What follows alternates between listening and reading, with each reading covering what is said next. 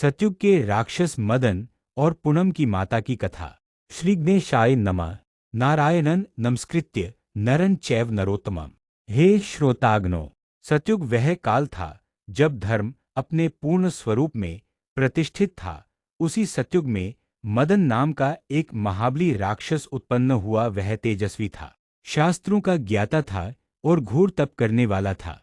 मदन ने सुमेरु पर्वत पर ब्रह्मा जी की कठोर तपस्या की। उसकी तपस्या से प्रसन्न होकर ब्रह्मा जी ने कहा, वत्स मदन, तुम न देवों से मारे जाओगे, न दानवों से, न किसी अस्त्र शस्त्र से। तुम्हारा विनाश केवल मातृत्व की करुणा और सत्य भाव से ही संभव होगा।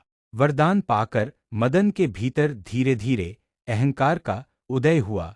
उसने यज्ञों को भंग करना और ऋषियों को भयभीत करना आरंभ कर दिया। देवगण चिंतित हो उठे। उसी समय धरती पर पूनम नाम की कन्या अपनी माता के साथ आश्रम में निवास करती थी। पूनम की माता साधारण थी, पर उनका हृदय करुणा, सेवा और सत्य से परिपूर्ण था। वे प्रतिदिन अतिथि देवो भवः का पालन करती थीं।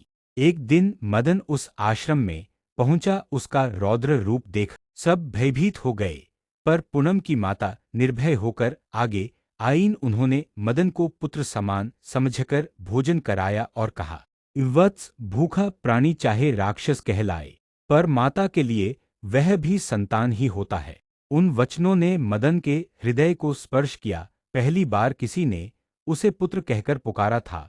उसी क्षण उसके भीतर का अहंकार गल गया और राक्षसी वृत्ति नष्ट हो गई। तभी आकाशवाणी हुई, मदन, आज तुम्हारा वरदान पूर्ण हुआ।